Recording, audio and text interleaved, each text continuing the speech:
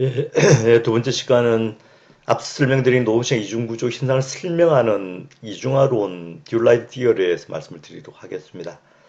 이중화론이라 하기도 하고 또는 내부자 외부자 이론이라고 부르기도 한다는 사실은 앞에서 좀 말씀을 드렸습니다. 우리가 듀얼라이제이션이라고 했을 때 사실은 좀 유사하게 쓰이는 다른 용어와 좀 구별할 필요가 있습니다. 자, 그래서 우리가 양극화라고 했을 때, 노동시의 양극화, 폴라라이제이션이라고 했을 때는 사실 고임금의 전문 관리직과 저임금의 개인 서비스직이 동시에 생겨나면서도 중간 숙련도의 생산직, 사무직 일자리는 창출되지 않는 고용 패턴을 가리켜서 양극화 이렇게 부르는 것이죠. 자, 우리가 일반적으로 이런 양극화라는 용어를 쓰고 있지만 사실은 조금 잘못 쓰여지고 있다는 사실이 이제 확인을 할 수가 있습니다. 우리가 본래서 의미, 정확한 의미는 사실은 제가 방금 말씀드린 이 의미가 정확한 것인데, 사실은 우리가 농시 불평등을 현상을 가리키면서 농시의 양극화 이렇게 부르는 경우는 사실은 이 양극화 개념을 좀 잘못 사용하고 있는 사례다 이렇게 이야기할 수 있겠습니다. 근데 분절화라고 했을 때는 즉 시그멘테이션이라고 하는 것은 노동시장이 하위 집단으로 나뉘면서 하위 집단과 이동성이 매우 낮은 현상.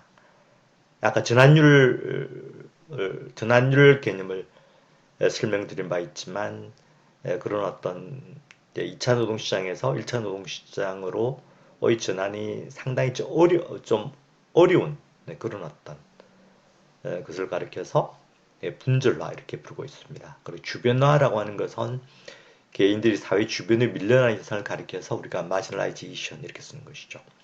하지만 이중화 듀얼라이제이션이라고 쓸 때는 상당히 조금 더 폭넓은 그런 어떤 노동시장 구조만을 가리키는 것이 아니고 특히 어떤 정책 변화와 변화의 정치를 강조하는 그리고 노동시장의 듀얼라이제이션이라고 하는 것은 노동시장뿐 아니고 이제 사회보장 정책과 또 정치적 대표성의 문제까지 확대시켜서 그렇게 이제 우리가 좀 더 이제 넓은 의미에서 이 듀얼라이제이션한 의미를 사용을 하고 있습니다. 자, 그래서 이 듀얼라이제이션 티어리의 개념을 좀 설명한 그런 어떤 것이 이제 M&G가 에디트한 그런 어떤 Age of Dualization 이중화 시대라 우리말로도 이제 번역이 되어 있습니다. 노동연구원에서 번역한 책이 되겠습니다. 에, 이중화론의 듀라이슨 티어리에 속해 있는 여러 학자들이 유럽의 여러 학자들이 이제 에, 공동 작업 끝에 사실 작업 끝에 이 이제 쓴 페이퍼들을 에디트한 그런 어떤 꽤 유명한 책이 되겠습니다. 그 책에 보면 이중화의 개념에 대해서 이렇게 정의를 하고 있습니다. 자, 그래서 동인이 들어가고, 그 다음에 이중화, 그 다음에 결과, 들어가서, 그래서 동인은 이제 여러 가지 경제 글로벌라이제이션, 그리고 스위스화, 이런 것들이 큰 그런 어떤 원인으로 되는 것이고, 특히 이제, 그리고 이제 이게 이제 구조적 동인으로 작용하게 되면서 어쨌든 이게 주체의 어떤 전략과 세력 관계를 통해서 그런 구조적 동인이 작용을 하게 되죠. 그래서 이런 주체 전략과 세력 관계를 통해서 특히 이제 사회적 보호는 주로 사회보장 제도가 되겠습니다. 사회보장 제도에 있어서 어떤 제도적 이유나 제도적 이유나 이때 사회보장 제도의 제도적 이원화라고 하는 것은 이제 주로 유럽 대립국가 즉 사회보험 제도가 사회보장 제도의 어떤 주된 축을 구성하고 있는 나라들에서 특히 이제 이런 어떤 이중화 현상이 심화되어 있는 즉 말하자면 비중익들은 기존의 사회보장 제도의 이 혜택을 사실은 잘 못 받게 되는 현상 이게 제도적 이원화예요. 그 다음에는 이제 노동시장이죠. 노동시장의 규제 정치라고 하는 특히 이제 뭐 유럽 대륙 국가들이 특히 이제 내부자 중심적인, 즉 내부자와 나중에 설명드리겠지만 우리가 고용보호법의 정도가 사실은 정규직과 비정규직 사이에 이제 크게 차이가 나는데 이게 대표적인 제도 기여나를 보여주는 현상이 되는 것이죠. 뭐 이런 것도 결합해서 또 여기다 한 가지 더 붙여서 또 정치적 대표성의 문제, 즉 내부자들을 대변하는 그런 어떤 정당들은 뭐 중도 좌파 정당을 비롯해서 또 사실 유럽의 보수의 정당, 특히 기민당 쪽에서도 사실 기독교를 믿는 정규직들은 또 이게 중도 좌파 정당보다는 기민당 쪽을 중도 우파 정당을 지지하는 성향들이 꽤 되기 때문에 어쨌든 뭐 좌우파 어느 그런 정책 스펙트럼 상에서도 내부자들을 이렇게 이 지원하는 그런 정책 대표성은 보장돼 있지만 이게 외부자들을 정치적으로 대표하는 그런 어떤 정당 상당히 약하거나 거의 없는 부재한 뭐 그런 상태 속에서 이런 이중 구조가 만들어지게 되는 것이죠.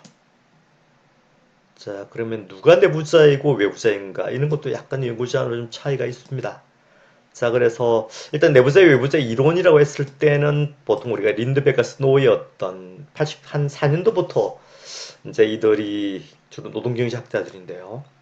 뭐 이런 개념을 내부자, 인사이드, 아웃사이더의 어떤 개념을 사용해서 노동시장 여러 현상들을 분석하는 그런 논문들을 쓰는데 뭐 이들은 좀 이렇게 사용하고 있습니다. 그래서 기업이 어떤 사람을 해고하고 다른 사람을 고용하는데 비용을 많이 지불해야 되는 그런 어떤 여러 조치들이 보호를 받는 집단, 피고용자들이죠. 이미 기업에서 고용되어 있는 피고용자들을 인사이드로 받는 것이죠.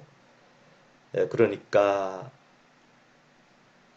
뭐 이들에 따르면 이미 기업에서 피고인으로 고용되어 있는 집단들은 이미 고용되어 있기 때문에 자기 임금을 낮춰서 일자리를 확대하는 데는 무관심한 그런 집단들이고 기업은 또 이미 고용된 피고용자들을 대체하는 데는 여러 가지 비용이 들죠.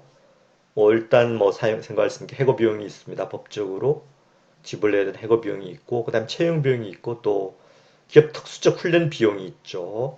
이런 비용이 꽤 들기 때문에 주로 이제 우리가 완전 고용 시장에서 완전 경쟁 시장에서 고전박 경제학자들이 가정하듯이 그러니까 기업의 임금 수준을 둘러싸고 사실은 이게 완전 경쟁 노동 시장이 형성되는 것은 아니에요.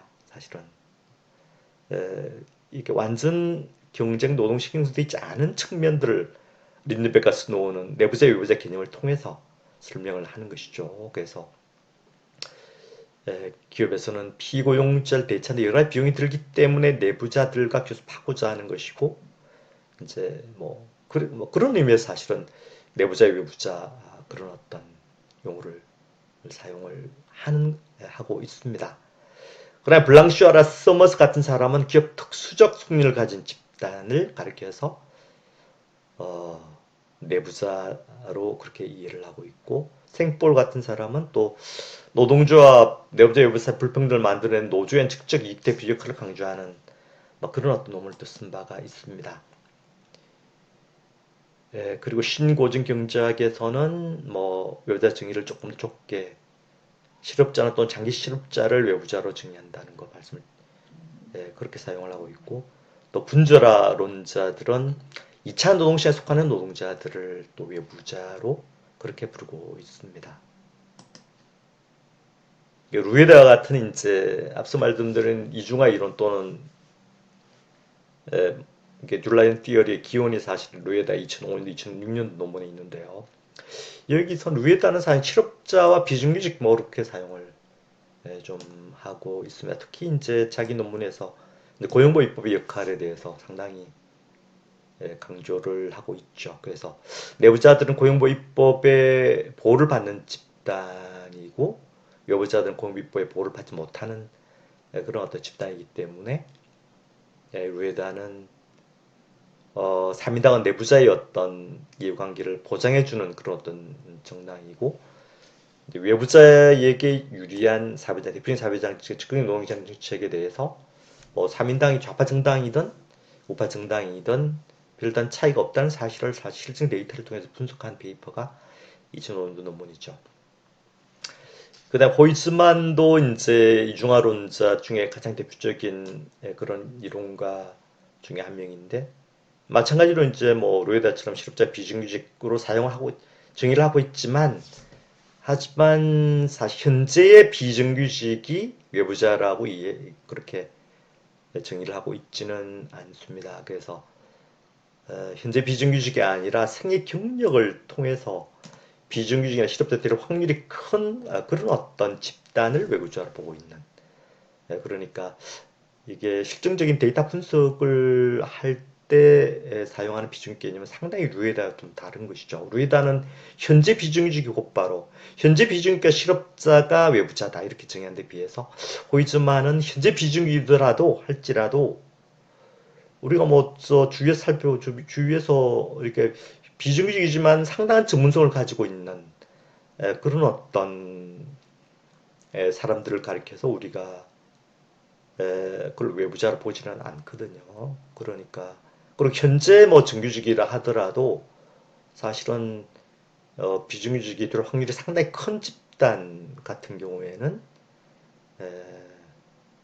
사실은 뭐 외부자로도 상식적으로 외부자로 사실은 우리가 봐줘야 될 포함시켜야 될 그런 어떤 이유가 있는 것이죠.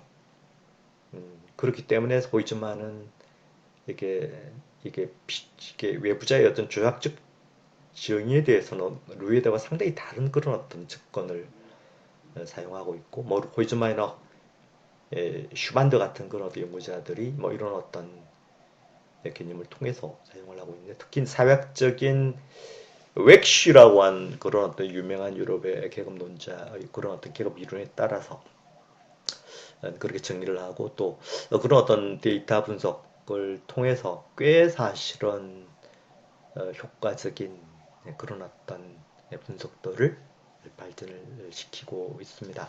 근데 한국 연구자들은 대체로 이제 기존의 전통적인 1차 노동시장과 2차 노동시장 이중구조론에 따라서 사실은 내부자 외부자를 정의하는 그런 어떤 경향이 있죠. 그래서 내부자는 대기업과 공업부문의 정규직이고 1차 노동시장에 속해 있는 노동자들이 외부자는 중소기업 정규직, 비정규직, 실업자로 정의하는 그런 경향이 있다. 뭐 이렇게 이야기할 수가 있겠습니다.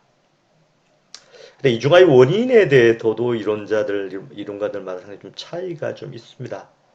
이것은 이제 분주라론자들인데요. 분주라론에서는 뭐 데린저 피오르가 대표적이고 이들은 이제 사실은 이게 이중구조, 농시 이중구조를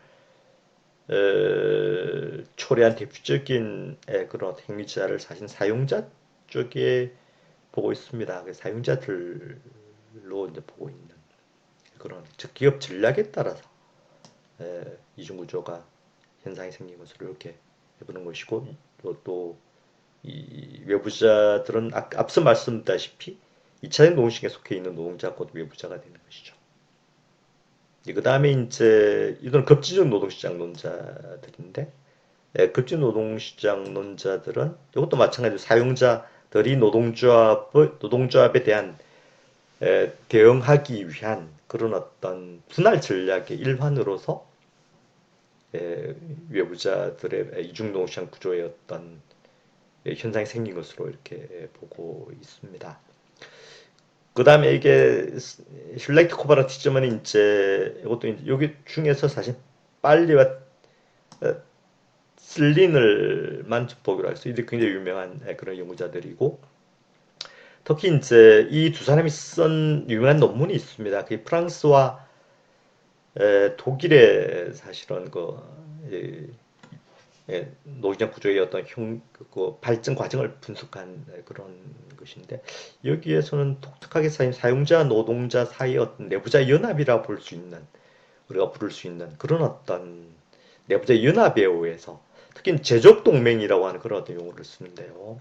특히 이제 독일 같은 경우에 사실은 독일의 경리의 원천이 제조업에 있지 않습니까? 그 제조업의 높은 경리를 유지하기 위해서 사실은 제조업 쪽의 사용자들과 노동조합들 또이 표현 생략돼 있지만 이제 기존에 뭐 기민당의 3인당까지 포함을 해서 사실은 제조업의 높은 경리를 유지하기 위해서는 제조업의 노동자들의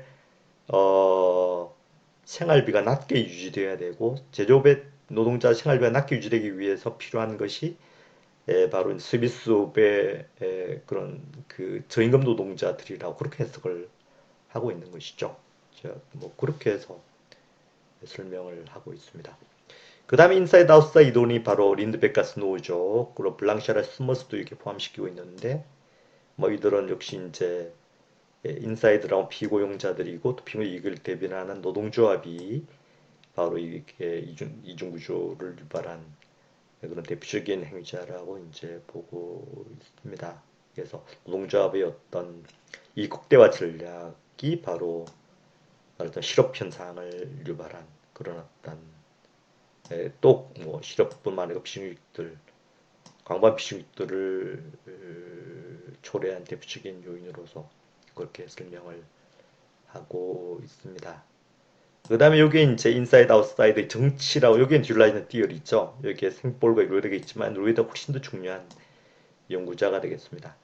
중구자가 되겠고 역시 이제 이게 고용정책의 개혁이라고 하는 게 이게 아까 말씀드린 고용보호 입법과 관련된 그런 어떤 것이고 역시 아까 설명드렸다시피 내부자 이익을 대변하는 게 이제 삼인당과 같은 정당들이라는 것이죠. 정당들도 마찬가지로 정당의 어떤 이 극대화 전략, 노동조합과 정당의 이 극대화 전략에 의해서 외부자가 형성된 것으로 그리고 외부자는 실업자와 비정규직이다 이렇게 보고 있다는 말씀을 드렸습니다. 그 다음에는 뭐 요거는 이제 숙련 피낭적 기술 변동에 의해서 설명된 것으로 해석하는 그때는 미숙련 노동자를 외부자로 보고 있다는 이야기고 이거는 서비스업의 고용 성장을 또 외부자가 대규모로 발생한 그런 어떤 주요 원인으로 해석하는데 이것도 마찬가지로 미숙련 노동자, 서비스분 노동자들이 대표적인 외부자가 되겠습니다. 예, 두 번째 시간에 이 정도로 하기로 하겠습니다.